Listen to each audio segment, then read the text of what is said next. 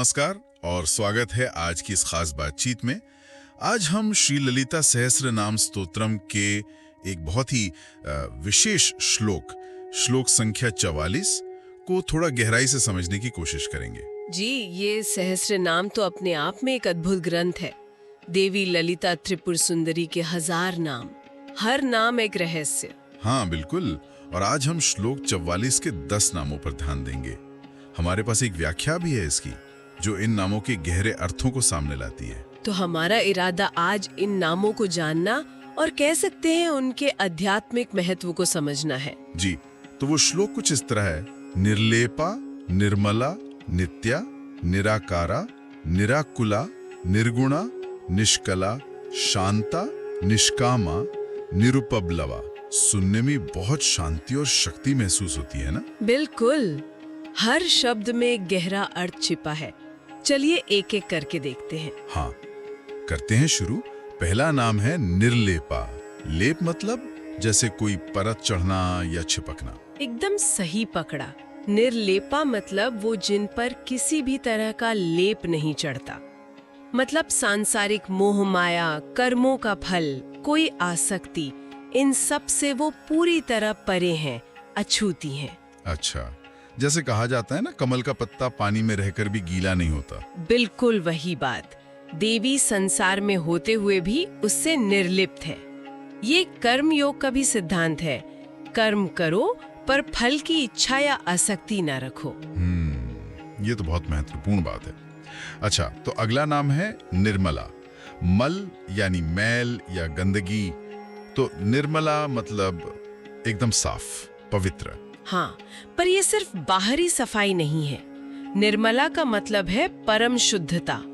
उनमें किसी भी तरह का दोष, कोई अज्ञान, कोई मलिनता है ही नहीं। वो स्वाभाविक रूप से शुद्ध है। स्वाभाविक रूप से? जी, तात्विक शुद्धता। वो ज्ञान स्वरूपा है, तो अज्ञान रूपी मल कैसे होगा? बल्कि उनकी निकटता से दूसरे भी शुद्ध हो जाते हैं। तो निर्लेपा हुई बाहरी प्रभावों से मुक्ति और निर्मला हुई आंतरिक शुद्धि। ठीक, फिर आता है नित्या। इसका अर्थ तो सीधा लगता है, शाश्वत, हमेशा रहने वाली। जी हाँ, नित्य मतलब सनातन, शाश्वत, जिनका न कोई आदि है न अंत, जो समय के परे हैं। दुनिया बदलती रहती है पर वो हमेशा है। बिल्कुल, संसार बनता है, मिटता है, पर देवी का अस्तित्व हमेशा एक जैसा रहता है। भूत, वर्तमान, भविष्य, सब में वो है, अविनाशी। ये सोचना ही बड़ा सुकून देता है। लेकिन अगला नाम निराकारा, ये थोड़ा सोचने पे मजबूर करता है। हम तो देवी के रूप पूछते हैं, फिर निराकार क्यों? हाँ, ये एक बहुत गहरा पॉइंट है।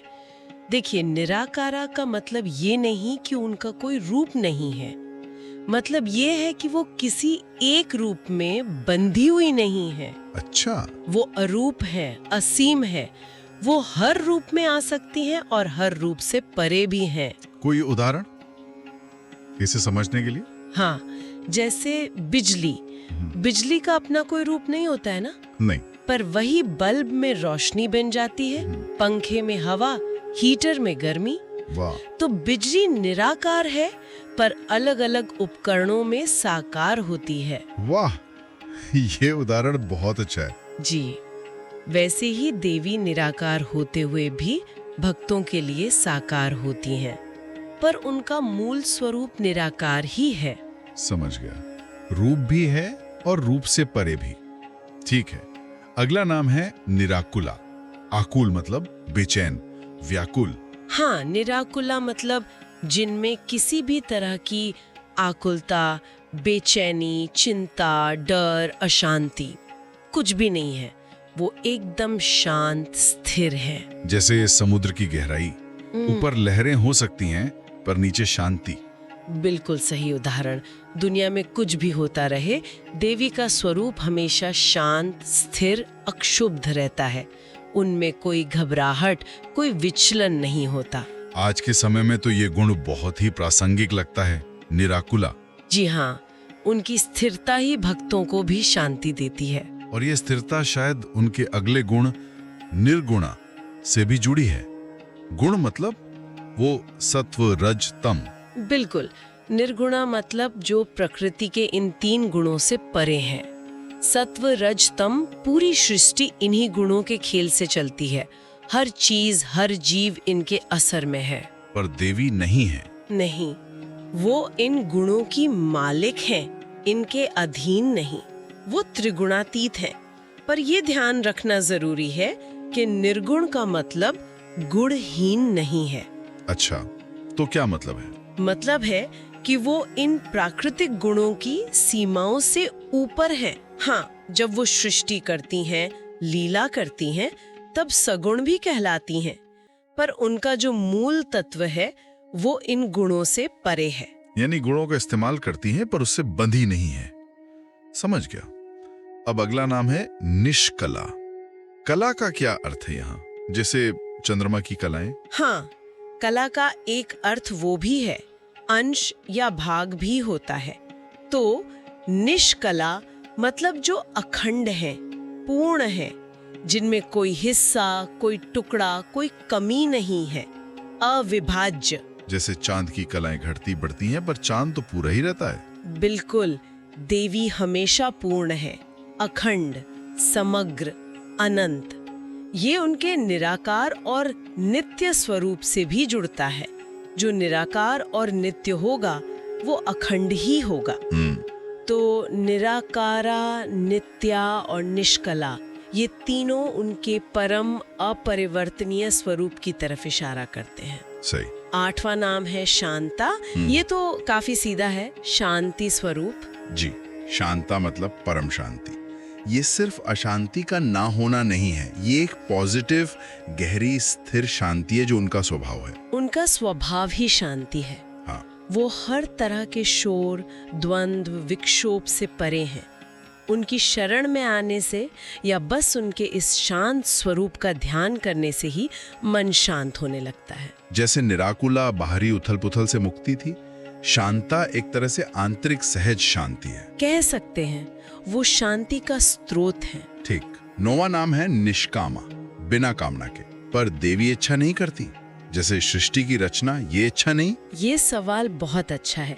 देखिए, निष्कामा का मतलब है कि उनमें कोई स्वार्थ वाली या किसी कमी से पैदा होने वाली इच्छा नहीं है। वो तो अपने आप में पूर्ण है, उन्हें कुछ पाने की जरूरत थी ही नहीं। तो फिर सृष्टि क्यों? वो उनकी लीला है, उनका आनंद है। जैसे सूरज रोशनी देता है, ये उसका स्वभाव है, कोई कामना नहीं।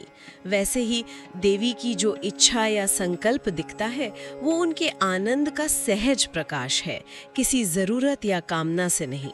वो कर्म करती हैं पर निष्काम भाव से। अच्छा, स्वयं में पूर्ण होने के कारण कोई कामना नहीं। ये बात निर्लेपा और निर्गुणा से भी जुड़ती है। और अब इस श्लोक का आखिरी 10वां नाम निरुपप्लवा। उपप्लव मतलब कोई संकट, गड़बड़ी। हाँ, उपप्लव मतलब संकट, विनाश, उथल पुथल, कोई भी आपदा। तो निरुपप्लवा मतलब जिन पर किसी भी संकट, विनाश या उथल पुथल का असर नहीं होता, जो अविनाशी हैं। तो दुनिया में प्रलय भी आ जाए पर वो सुरक्षित हैं। बिल्कुल। वो अक्षुण्ण है, शाश्वत है, सुरक्षित है, हर तरह के डर, नाश और अस्थिरता से परे। ये नाम उनके नित्य और निर्विकार स्वरूप को पक्का करता है और भक्त को ये भरोसा देता है कि उसका आश्रय कितना मजबूत और स्थायी है। वाह, क्या अद्भुत यात्रा रही है, निर्लेपा से निरुपप्लवा तक। ये 10 नाम तो देवी के स्वरूप की एक पूरी भव्य तस्वीर पेश करते हैं। जी हाँ, बाहरी असर से मुक्त, निर्लेपा, अंदर से शुद्ध, निर्मला, हमेशा रहने वाली, नित्या, रूप के बंधन से आजाद, निराकारा, कभी न व्याकुल होने वाली, निराकुला, गुणों से परे, निर्गुणा, अखंड और पूर्ण, निष्कला, शांति का सागर, शांता, कामनाओं से रहित, निष्कामा और अविनाशी, निरुपप्लवा। ये सिर्फ गुणों की लिस्ट नहीं है। ऐसा लगता है जैसे ये चेतना की वो अवस्थाएं हैं जहां कोई सीमा, कोई बंधन बचता ही नहीं। बिल्कुल। और सबसे दिलचस्प बात यह है कि इन नामों का सिर्फ जानना काफी नहीं है। इनका ध्यान करने से, इनका जप करने से साधक के अंदर भी ये गुण जागने लगते हैं। अच्छा, कैसे? जैसे निर्मला का ध्यान करेंगे तो अपने मन को साफ रखने की प्रेरणा मिलेगी। शांता का स्मरण करेंगे तो जीवन की भागदौड़ में भी अंदर शांति महसूस होगी। निर्लेपा पर सोचेंगे तो कर्म करते हुए भी अनासक्त रहना सीखेंगे। यानी ये नाम साधक के लिए भी एक तरह का रोड मैप है? हाँ, कह सकते हैं। इनका क्रम भी देखिए, शुद्धि और अनासक्ति से शुरू होकर उनके नित्य निराकार अखंड स्वरूप का ज्ञान, फिर शांति और स्थिरता, फिर गुणों और कामनाओं से ऊपर उठना और अंत में अविनाशी पद। ये एक आध्यात्मिक यात्रा का नक्शा जैसा लगता है। ये तो बहुत ही सुंदर व्याख्या है। और अगर हम इसे और बड़े पर्सपेक्टिव में देखें तो श्री ललिता सहस्त्रनाम का मकसद ही यही है, साधक को उसके बंधनों से छुड़ाकर उसके असली दिव्य स्वरूप का एहसास कराना। ये नाम उन्हीं बंधनों की ओर इशारा करते हैं जिनसे हमें मुक्त होना है, कर्म के लेप से, अशुद्धि से, समय से, रूप से, व्याकुलता से, गुणों से, अधूरेपन से, अशांति से, कामनाओं से और विनाश के डर से। तो ये सहस्त्रनाम एक तरह से मुक्ति का गाइड है? जी बिल्कुल। और ये श्लोक उस गाइड के 10 बहुत महत्वपूर्ण पड़ाव दिखाता है। तो आज हमने श्री ललिता सहस्त्रनाम के श्लोक 44 के इन 10 नामों निर्लेपा से निरुपप्लवा तक के गहरे अर्थों को समझने की एक कोशिश की। हर नाम अपने आप में चेतना का एक शिखर है। और यहाँ ये बात ध्यान में रखनी चाहिए कि ये सिर्फ बौद्धिक चर्चा नहीं है, ये एक तरह का आमंत्रण है, बदलने का, रूपांतरण का आमंत्रण। जी, इन गुणों पर सोचना, विचारना, इन्हें अपने जीवन में लाने की कोशिश करना, ये व्यक्ति के अंदर बहुत गहरा बदलाव ला सकता है। ये सिर्फ देवी की पूजा नहीं, ये अपने अंदर के उच्चतम स्वरूप को जगाने की प्रक्रिया है। ये वाकई बहुत गहरा है और इसने मुझे सोचने पर मजबूर कर दिया है, खासकर वो निराकार और निष्काम वाले विचार। कि अगर हम सच में इस पर विचार करें कि रूप और कामनाओं के परे भी अस्तित्व का कोई मतलब हो सकता है, तो इससे हमारी अपनी पहचान की जो समझ है, हमारे जीवन के लक्ष्य हैं, दुनिया को देखने का नजरिया है, वो सब कैसे बदल सकता है? ये बहुत ही महत्वपूर्ण प्रश्न है। क्या हम खुद को अपनी शक्ल, अपनी इच्छाओं, अपनी सफलताओं से अलग करके भी देख सकते हैं? शायद यही वो सवाल है जिसके साथ हम आज की बात खत्म कर सकते हैं और श्रोता इस पर अपने अंदर खोज जारी रख सकते हैं।